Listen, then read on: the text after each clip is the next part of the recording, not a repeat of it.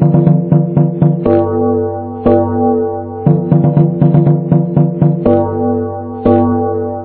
साथ साथ में संग कोई नूर आया, चांद तेरी रोशनी का हल्का सा एक साया। अरे कैसे हैं आप?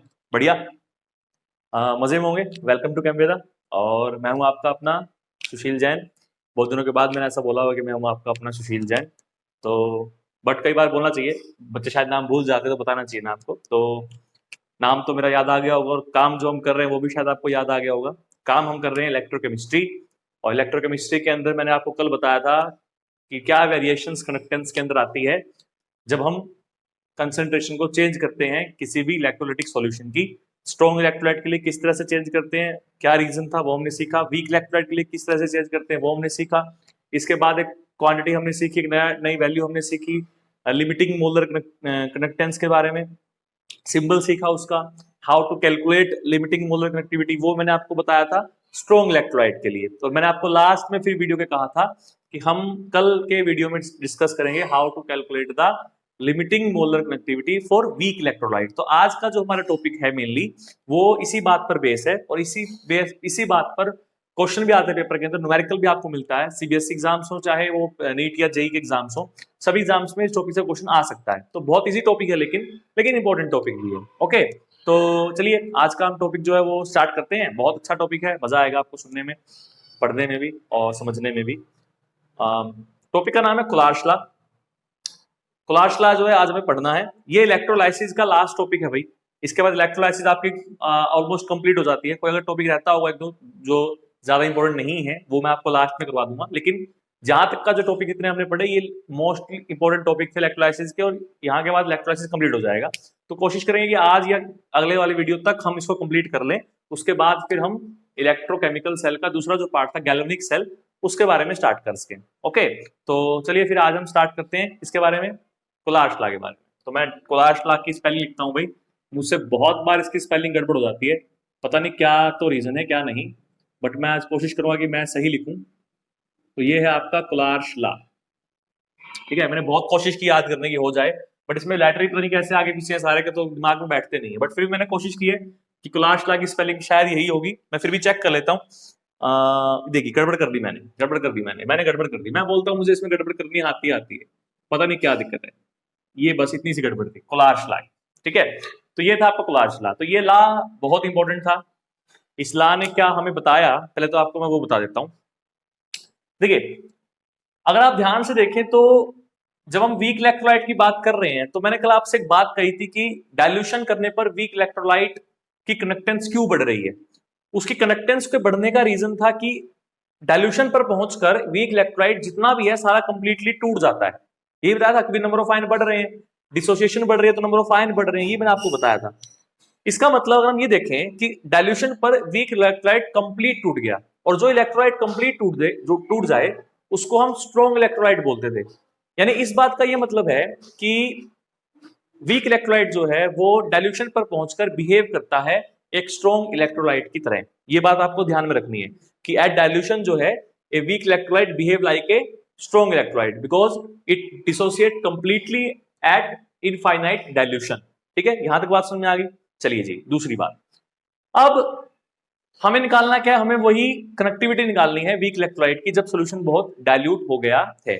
तो कोलार्श लॉ हमसे कहता है कि भाई किसी भी इलेक्ट्रोलाइट की जो कनेक्टिविटी है, हमने नॉर्मली वैसे भी देखा है इस बात को कि भाई किसी भी इलेक्ट्रोलाइट की जो कनेक्टिविटी है वो उसके आयंस की वजह से है।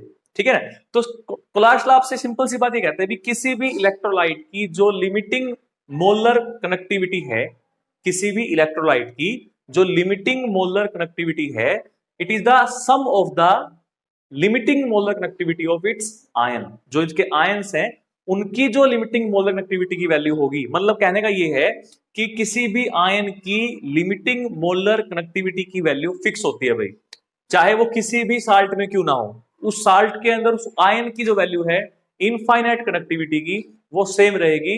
हमें इस बात से मतलब नहीं है कि इलेक्ट्रोलाइट कौन सा है। एग्जाम्पल के लिए अगर मैं आपसे कहूं कि भाई मेरे पास इलेक्ट्रोलाइट NaCl है, ठीक है, इसकी मुझे लिमिटिंग मोलर कनेक्टिविटी निकालनी है इनफाइनाइट डाइल्यूशन पे। तो क्लास लॉ आपसे कहता है कि भाई इसकी जो कनेक्टिविटी होगी that is equal to connectivity of Na positive and connectivity of infinity कर लीजिए बेशक यहाँ पे Cl नेगेटिव। एक मैं दूसरा इलेक्ट्रोलाइट लेता हूं लैम्डा इन्फिनिटी m और KCl के लिए, और यहां भी लिखता हूं मैं lambda m K positive and plus lambda m Cl negative. तो कह रहा है कि जो ये वैल्यू है, जो ये आपकी वैल्यू है KCl के लिए या NaCl के लिए, जो आपकी वैल्यू है, कह रहा है कि ये वैल्यू डिपेंड करती है इन आयंस की कनेक्टिविटी की वैल्यू पे। यानी हर आयन का खुद का एक कंट्रीब्यूशन होता है किसमें, कनेक्टिविटी में, और कह रहा है कि आयन का कंट्रीब्यूशन फिक्स रहता है। जितनी वैल्यू Cl नेगेटिव की इसमें होगी उतनी ही Cl नेगेटिव की वैल्यू इसके अंदर भी होगी। तो ये था कोलाश लॉ कि किसी भी आयन की जो कनेक्टिविटी है, लिमिटिंग मोलर कनेक्टिविटी जो है वो फिक्स होती है। इस बात से उस पर कोई फर्क नहीं पड़ता कि वो किस इलेक्ट्रोलाइट के अंदर है। इसी बात का यूज हमने किया किस चीज के लिए, to calculate the limiting molar connectivity for weak electrolyte. तो आई थिंक आपको ला समझ में आ गया होगा कि ला हमसे क्या कहता है। ला हमसे सिंपल सी बात कहता है कि किसी भी इलेक्ट्रोलाइट की कनेक्टिविटी का जो सम होता है, सॉरी वैल्यू होती है, वो उसके आयंस की कनेक्टिविटी के सम की इक्वल होती है। लेकिन सिर्फ इन्फिनिटी की बात हो रही है भाई, नॉर्मल की नहीं, ठीक है। दूसरी बात ये कि उन आयंस की कनेक्टिविटी की वैल्यू फिक्स रहेगी irrespective of the nature of electrolyte. किस इलेक्ट्रोलाइट से वो आए हैं उस पर, उस बात का कोई फर्क नहीं पड़ता है। आयंस की कनेक्टिविटी की वैल्यू हमेशा क्या रहेगी, फिक्स रहेगी। यहां तक बात क्लियर हो गई, दिमाग में बैठ गई बात अच्छे से। अब इस बात को मैं लिखूं कि छोड़ दूं, लिख दूं तो लिख लीजिए। क्या लिखेंगे हम कि limiting molar connectivity of an electrolyte is simply sum of the limiting molar conductivity of its ions। Okay, ये बात समझ में आ गई। दूसरा और क्या कह सकते हो कि the value of limiting molar connectivity, LMC लिख रहा हूं भाई मैं, limiting molar connectivity of each ion is fixed, ठीक है, irrespective of its source, irrespective of its source. Okay, तो ये बात जो थी हमें वो किसने बताई थी, कोलाश लॉ ने हमसे कही कि भाई इलेक्ट्रोलाइट की कनेक्टिविटी का सम जो है वो उसके आयंस की जो कनेक्टिविटी आती है वैल्यू उसके सम के इक्वल होता है, और आयन की कनेक्टिविटी जो है वो फिक्स होती है। भाई उसका इस बात से कोई मतलब नहीं है कि उसको किस इलेक्ट्रोलाइट में यूज किया गया है, जो वैल्यू यहां होगी वही सेम वैल्यू उसकी यहां पर भी आपको Cl की मिलेगी। सेम बात हम किसी केटायन के लिए बोल सकते थे। जैसे मान लीजिए मेरे पास एक तो NaBr होता और एक मेरे पास NaCl होता, तो जो वैल्यू Na की यहाँ है वही वैल्यू Na की यहाँ भी होगी, वो फिक्स रहेगी। क्लियर होगी बात। तो ये तो हमारा कोलाश लॉ था। आई थिंक आपको समझ में अच्छे से आ गया होगा। ओके, चलिए इसको साफ करते हैं, थोड़ा सा आपको टॉपिक आगे बताता हूं। देखिए भाई, इसके बाद मैं आपको क्या बताऊंगा, इसके बाद आपको बताऊंगा कि हाउ टू एक्सप्रेस, जनरली हम कैसे लिख सकते हैं किसी भी इलेक्ट्रोलाइट के लिए लिमिटिंग मोलर कनेक्टिविटी की का एक्सप्रेशन। ठीक है, जैसे मान लीजिए एग्जांपल के लिए मैंने आपको NaCl दिया था, तो लैम्डा इन नोट कर रहा हूं, मैं इन्फिनिटी की जगह कुछ भी कर सकते हैं। लैम्डा मैं लिख रहा हूं NaCl के लिए, तो इसके लिए क्या लिखते हैं, lambda naught of Na positive and lambda naught M for Cl negative. ठीक है, इसी तरह से मान लीजिए आपको मैं लिखता हूं कि लैम्डा नोट M मुझे बोलना है MgCl2 के लिए। ठीक है, तो इसमें क्या हो, देखिए इसमें लैम्डा नोट M लिखेंगे हम Mg2 पॉजिटिव के लिए, ठीक, और इसी तरह से किसके लिखेंगे, lambda naught M Cl negative. Cl negative बनेंगे कितने, दो बनेंगे, तो यहां आगे दो आ जाएगा भाई, दो आयंस कंट्रीब्यूट करेंगे ना, तो दो आयंस कनेक्टिविटी लेंगे। इसी तरह मान लीजिए आपके पास होता AlCl3, तो आप क्या लिखते हैं, lambda naught M for Al3 positive and lambda naught M for Cl negative, और Cl नेगेटिव बनेंगे कितने, तीन, तो तीन से। तो जनरली हम क्या बोल सकते थे कि जनरली मैं बोलता हूं, या फिर एग्जांपल हम ले सकते थे, मान लीजिए K2SO4 लेते हैं हम, ठीक है। तो यहां पर लैम्डा नोट m किसके लिए, K पॉजिटिव के लिए, कितने हैं 2, तो यहां 2 लिखेंगे। और लैम्डा नोट m किसके लिए, सल्फेट आयन के लिए, कितना है 1, तो 1 ही लिख दिया। जनरल सी बात यह है कि अगर आपके पास कोई इलेक्ट्रोलाइट है AXBY टाइप का, ठीक है, ठीक है, ये कोई इलेक्ट्रोलाइट है। अब इसका कहने का मतलब देखिए ये है कि ध्यान से अगर आप देखें तो जितना चार्ज यहां है उतना नंबर यहां है, और जितना चार्ज यहां है उतना नंबर यहां है ना। कहने का मतलब ये है कि जो ये नंबर है ये इस पे चार्ज होगा, और जो ये नंबर है ये इस पे चार्ज होगा। हमेशा इलेक्ट्रोलाइट में कैटायन को पहले लिखते हैं, मतलब कि lambda naught m for A Y positive, ठीक है, और वो कितने हैं x हैं। इसी तरीके से lambda naught m for B X negative हैं कितने, y हैं। तो ये आपका जनरल एक्सप्रेशन आ गया भाई मोलर कनेक्टिविटी का, किसके लिए किसके लिए, किसी भी इलेक्ट्रोलाइट के लिए, ठीक है। आप कंपेयर कर सकते हो और इससे में आप वैल्यू पुट करके आप लैम्डा नोट m जो है वो किसी भी इलेक्ट्रोलाइट के लिए निकाल सकते हो। सेम बात आप भाई इक्विवेलेंट के लिए बोल सकते हो कि लैम्डा इक्विवेलेंट किसी भी इलेक्ट्रोलाइट का अगर होगा, मान लीजिए मेरे पास NaCl का ही लिखते हैं हम, तो वहां भी क्या होगा, लिमिटिंग इक्विवेलेंट हो जाएगी बस Na पॉजिटिव और lambda naught equivalent for Cl negative, ठीक है। अच्छा जी अब यहां से देखिए मैं आपको बता रहा हूं कि दोनों में क्या रिलेशन है, लैम्डा इक्विवेलेंट और लैम्डा मोलर में अगर आपको करना हो तो देखिए डायरेक्ट सा रिलेशन ये होता है कि lambda naught equivalent equal to 1 by जितना इस पे चार्ज है, y चार्ज है तो 1 by y lambda naught of m किसका, Na पॉजिटिव का, या A ले रहे हैं तो A का ले सकते हैं हम, ठीक है, A का AY पॉजिटिव का, plus 1 by x lambda naught m for B X negative. तो यहां से आपके पास क्या आता है, यहां से आपके पास वैल्यू आ जाएगी किसकी, लैम्डा इक्विवेलेंट की। अगर आपको लैम्डा इक्विवेलेंट निकालना है तो इस फॉर्मूले से आप जो है लैम्डा इक्विवेलेंट निकाल सकते हो। तो ये आपको ध्यान में रखना है भाई। समझ में आ गई बात, यहां तक क्लियर हो गया, कोई प्रॉब्लम यहां तक नहीं है। चलिए इसको साफ करते हैं। आपको एक छोटी सी चीज बताता हूं जो कंपटीशन एग्जाम में आती है भाई ज्यादा। देखिए भाई कई बार कंपटीशन एग्जाम्स के अंदर आपसे एक चीज पूछते हैं, एब्सोल्यूट आयनिक मोबिलिटी, एब्सोल्यूट आयनिक मोबिलिटी। बोर्ड में तो इसका कोई यूज नहीं है खास, लेकिन कंपटीशन एग्जाम्स के अंदर इसका थोड़ा बहुत न्यूमेरिकल्स में आ जाता है। इसको यू से नोट करते हैं भाई, यू से, ठीक है। और हम क्योंकि लिमिटिंग पढ़ रहे हैं तो इसको हम यू नोट करेंगे भाई, ठीक है। एब्सोल्यूट में होती क्या है, होती ये है कि speed of ion, speed of ion, ठीक है। लेनी किसमें है स्पीड आपको, सेंटीमीटर पर सेकंड में, ठीक है। स्पीड ऑफ आयन कब कब निकालनी है, eight infinite dilution, infinite dilution. और निकालनी कब है, जब हम पोटेंशियल ग्रेडियंट अप्लाई करते हैं, ऑन अप्लाइंग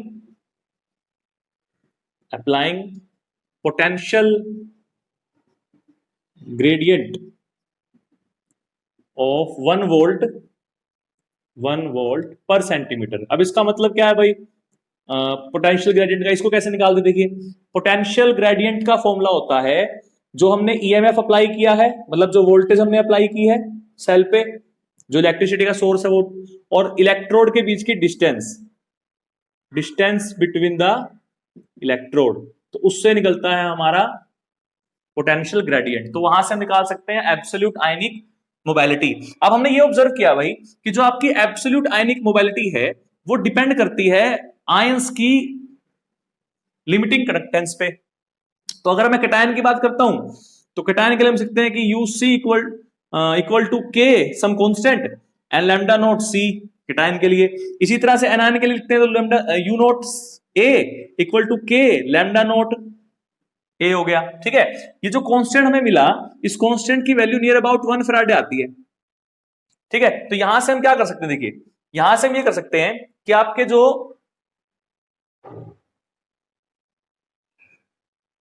एक मिनट थोड़ी सी गड़बड़ कर दी हमने, के को हम इधर लेना चाहेंगे भाई, इस तरफ नहीं, यहां लीजिए। तो ये आपका यहां है, ठीक है, अब यहां से क्या करना है, देखिए आपको यहां से आपको ये करना है कि हमारा जो ये है, ये हमारा 1 फराडे की इक्वल है, एफ की इक्वल है, तो यहां से कैटायन की कितनी आ जाएगी, लैम्डा नोट ए बाय में फराडे, सॉरी कैटायन के लिए, ठीक है, और एनायन के लिए क्या आ जाएगी आपकी, ये सीधे फॉर्मूले बता रहा हूं भाई मैं, इसमें कुछ ज्यादा डीप में नहीं जा रहा आपका, बस आपको ये फॉर्मूले पता होने चाहिए आयनिक मोबाइलिटी के क्या होते हैं।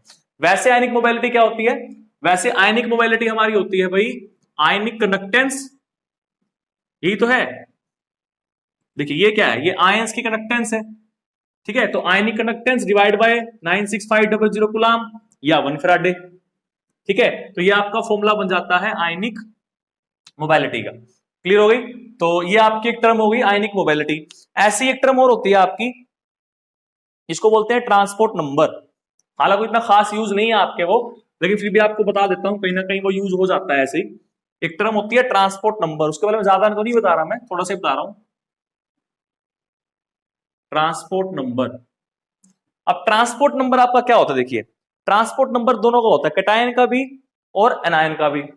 देखिए करंट जो सेल हमारा है, इसमें हमने इलेक्ट्रिसिटी दी है इसको इस तरीके से, तो यहां से यहां तक इलेक्ट्रिसिटी पास कर रही है, किसके थ्रू कर रही है, वो आयंस के थ्रू कर रही है, मतलब आयंस क्या कर रहे हैं, आयन उस करंट को एक इलेक्ट्रोड से दूसरे इलेक्ट्रोड तक लेके जा रहे हैं, ठीक है ना, तो कैटायन कितना करंट लेके जा रहे हैं और एनायन कितना करंट लेके जा रहे हैं, उसको बोलते हैं उसका ट्रांसपोर्ट नंबर, कितना ट्रांसपोर्ट कर रहे हैं, ठीक है। तो अगर आपको कैटायन का निकालना है तो हम सीधा लिख सकते हैं current carried by the ion, कोई भी हो सकता है, डिवाइड बाय टोटल करंट, ठीक है, तो इसको बोलते हैं ट्रांसपोर्ट नंबर। ये सब चीजें मैं इसलिए बता रहा हूं क्योंकि सब कुलाश लॉ में कहीं ना कहीं यूज हो जाती हैं। तो ट्रांसपोर्ट नंबर को हम बेसिकली नोट करते हैं स्मॉल टी से, तो अगर हम कैटायन के लिए लिख रहे हैं तो टी प्लस हो जाएगा, एनायन के लिए टी माइनस हो जाएगा, इनका जो सम होता है वो ऑलवेज 1 होता है भाई, transport number of cation plus anion is always equal to 1, तो ये आपको ध्यान होना चाहिए बस, कई बार न्यूमेरिकल में आपका आ जाता है कहीं ना कहीं ट्रांसपोर्ट नंबर दिया होता है, या ये कुछ पूछ लेते हैं आपसे करंट कितना था या कितना कैरी किया गया, इसलिए आपको बता रहा हूं मैं। तो ये कोलार्स लॉ का कुछ थ्योरिकल कंसेप्ट हो गया। अब इसके आगे वाले टॉपिक पे आते हैं हम। इसका जो नेक्स्ट टॉपिक आपका है भाई, नेक्स्ट टॉपिक बहुत इंपॉर्टेंट है, सारा न्यूमेरिकल बेस्ड टॉपिक आपका वो, तो बहुत इंपॉर्टेंट टॉपिक आपका है applications of Kohlrausch's law, application of Kohlrausch's law, ठीक है। तो जिस जिस चीज के लिए हम कोलार्स लॉ को पढ़ रहे हैं, सबसे पहली एप्लीकेशन तो नॉर्मल सी बात है वही होगी, तो इसकी सबसे पहली एप्लीकेशन क्या है हमारी, इसकी सबसे पहली एप्लीकेशन है कि इट हेल्प्स टू कैलकुलेट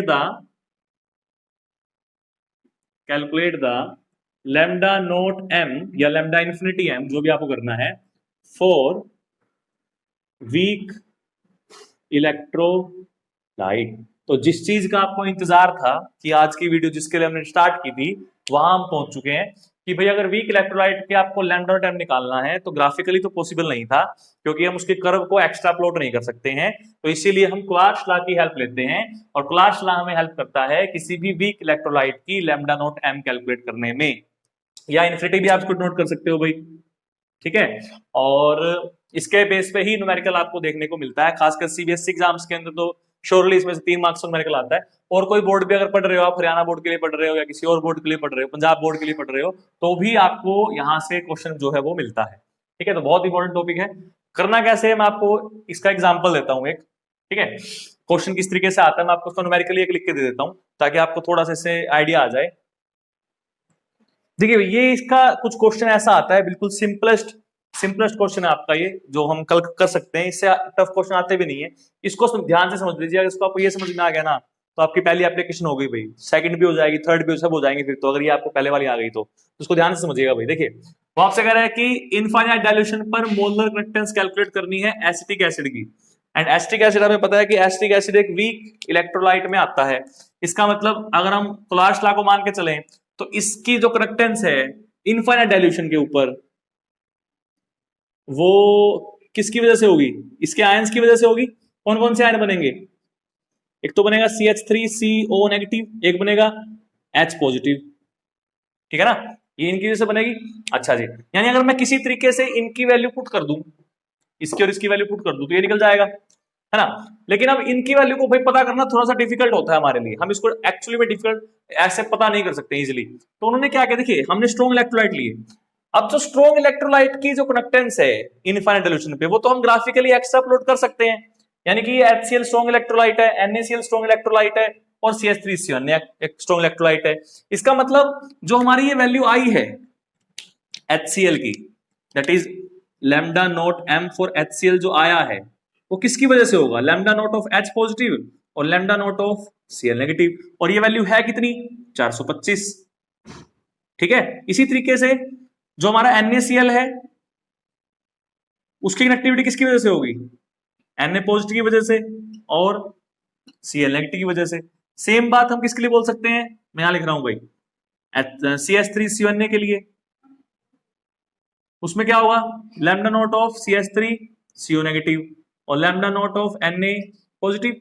इसकी वैल्यू कितनी है NaCl की 188 और इसकी कितनी है हमारी 96।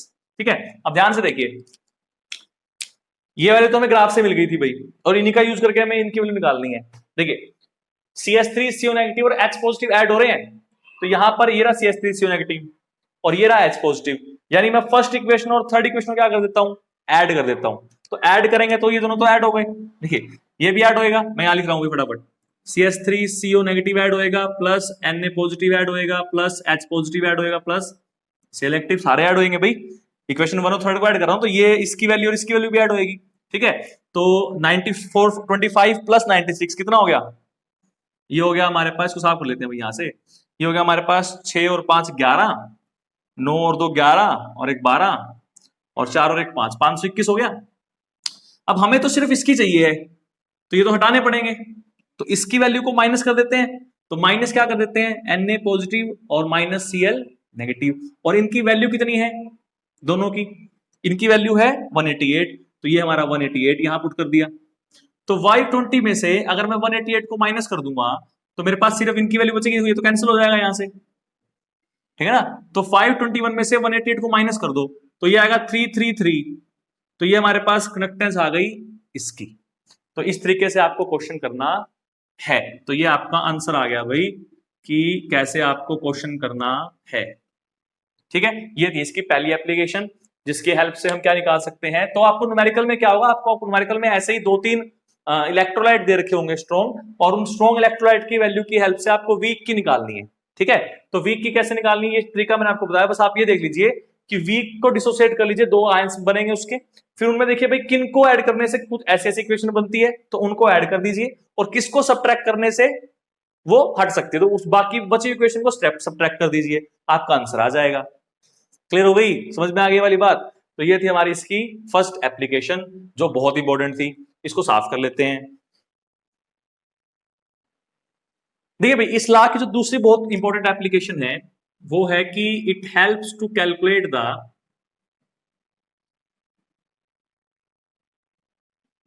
डिग्री ऑफ डिसोसिएशन, भी बोल सकते हो आप उसको, मेरे ख्याल से डिसोसिएशन ही बोल लीजिए, ज्यादा बेटर रहेगा आपके लिए। It helps to calculate the degree of dissociation for weak electrolyte, for weak electrolyte. ठीक है, 11th क्लास में आपने about the degree of dissociation पढ़ा होगा, अल्फा से हम इसको डिनोट करते थे। अल्फा जो है वो उसका सिंबल होता था भाई अल्फा। ठीक है, और होता क्या था अल्फा हमारा, अल्फा होता था हमारा नंबर ऑफ आयंस जितने डिसोसिएट हुए हैं, ठीक है, और टोटल नंबर ऑफ मोल हम इतने लेते थे, नंबर ऑफ मोल जितने डिसोसिएट हुए हैं, ठीक है, टोटल नंबर ऑफ मोल हम जितने लेते थे। तो इसी तरीके से इससे हम अल्फा निकाल लेते थे। तो देखिए इलेक्ट्रोलिसिस में भी क्या हो रहा है, इलेक्ट्रोलाइट डिसोसिएट हो रहा है, ठीक है, और वीक इलेक्ट्रोलाइट जो है वो हमारा कंप्लीट डिसोसिएट सिर्फ इनफाइनाइट डाइल्यूशन पे होता है, उससे पहले वो कंप्लीट डिसोसिएट नहीं होता है। तो अगर हमें ये पता करना हो कि उससे पहले वो कितना डिसोसिएट हुआ है, नॉर्मल सी बात है भाई, जितना डिसोसिएशन ज्यादा होगा उतने आयंस बने होंगे ज्यादा, तो उतने आयंस बनेंगे तो उतनी कंडक्टेंस ज्यादा आएगी, तो अगर आयंस कम बने हैं तो कंडक्टेंस कम आएगी। इसका मतलब आयंस की कंडक्टेंस की वजह से हम बता सकते हैं कि वो कितना डिसोसिएट हुआ होगा, बता सकते हैं ना। और अगर वो बता दे कितना डिसोसिएट हुआ है तो हम अल्फा बता सकते हैं। इसका मतलब अल्फा का और कंडक्टेंस का आपस में रिलेशन है, ठीक है। तो वहां से अल्फा कैसे निकलता है, देखिए आपका वहां से आपका अल्फा निकलता है भाई कि जो आपका अल्फा होता है that is equal to lambda M C. C means की एट एनी कंसंट्रेशन, जहां पे इलेक्ट्रोलाइट डिसोसिएट हुआ होगा थोड़ा बहुत, और डिवाइड बाय लैम्डा नॉट या लैम्डा इन्फिनिटी m, जहां ये इनफाइनाइट डाइल्यूशन पे तो कंप्लीट डिसोसिएट हो जाता है, तो उस टाइम जितनी कंडक्टेंस है, टोटल जितने नंबर ऑफ आयन बनेंगे, जितने मोल हमने लिए हैं और कितने इस पे टूटे हैं, ठीक है। तो ये आपका आ जाता है अल्फा। तो न्यूमेरिकल कैसे आता है, देखिए आपका न्यूमेरिकल ऐसे आता है कि आपको ये वैल्यू तो निकालनी पड़ती है कई बार, जैसे हमने फर्स्ट स्टेप में निकाली, तो फर्स्ट स्टेप से तो आप ये वैल्यू निकाल के आते हो, ठीक है। ये वाली वैल्यू आपको न्यूमेरिकल में दी होती है, तो ये दे रखी है, ये आपको निकाल के आए हो तो अल्फा निकल जाएगा। तो इस तरीके का न्यूमेरिकल आपका आता है। आज का मैं लास्ट न्यूमेरिकल ये करवा रहा हूं, लास्ट एप्लीकेशन ये करवा रहा हूं, एक दो एप्लीकेशन और है हमारी बस, फिर वो हमारा क्लास लगभग कंप्लीट हो जाएगा। तो नेक्स्ट वीडियो में हम क्लास कंप्लीट भी कर लेंगे, और उसके बाद अगर नेक्स्ट टॉपिक के लिए टाइम बचेगा तो हम वो भी स्टार्ट कर लेंगे साथ के साथ। लेकिन इसके लिए आज आपको न्यूमेरिकल देखिए कैसे करना है, उसके बाद आपको आगे टॉपिक बताऊंगा, ठीक है। देखिए भाई, ये बहुत छोटा सा क्वेश्चन मैंने लिया है, और इसने कह रहा है कि ये कह रहा है कि the molar connectivity of acetic acid eight infinite dilution is 387 पर ओम सेंटीमीटर स्क्वायर पर मोल, ठीक है। यानी इसने आपको लैम्डा इन्फिनिटी m दिया हुआ है भाई, molar connectivity of acetic acid eight infinite dilution that is 387, ये दी हुई है वैल्यू, यूनिट बाद में लिख रहा मैं, at the same temperature but at A concentration of 1 mole in 1000 litre. दूसरी को कंसंट्रेशन है, उसकी जो कनेक्टिविटी है वो 55 के इक्वल है, मतलब लैम्डा m आपको दिया हुआ है एट सी कंसंट्रेशन 55, ठीक है। और what is the percentage dissociation of 0.001, 0.001 का मतलब यही है भाई कि एक मोल है 1000 लीटर में, तो वही 0.001 ही बनेगा ना, तो ये कंफ्यूज करने दिया हुआ सिर्फ आपको। तो परसेंटेज डिसोसिएशन पूछ रहा है आपसे, मतलब आपसे डिसोसिएशन, डिग्री ऑफ डिसोसिएशन ही पूछ रहा है, लेकिन परसेंटेज में। तो पहले अल्फा निकाल लीजिए आप इस फॉर्मूले से, तो अल्फा कितना आएगा आपका 55 एंड डिवाइड बाय 387, उसकी परसेंटेज निकाल दीजिए, तो 100 से क्या कर देंगे मल्टीप्लाई, तो वो क्या आ जाएगी आपकी परसेंटेज डिसोसिएशन जो है वो आ जाएगी। तो इस तरह से क्वेश्चन आपको करना है, ठीक है। तो ये था आपका आज का टॉपिक कोलाशला का, दो एप्लीकेशन हमने की, एक दो एप्लीकेशन हो रहा है, ज्यादा इंपॉर्टेंट तो नहीं है, लंबी छोटी भी नहीं है, छोटी छोटी ही है, तो वो करेंगे नेक्स्ट वीडियो में। तब तक के लिए बार बार मुझे शायद कहने की जरूरत नहीं है, समझ गए होगा आपके सर क्या कहेंगे आप, तो मैं नहीं कहता हूँ, चलिए अपने आप ही समझ जाओगे। तो ऑल द बेस्ट।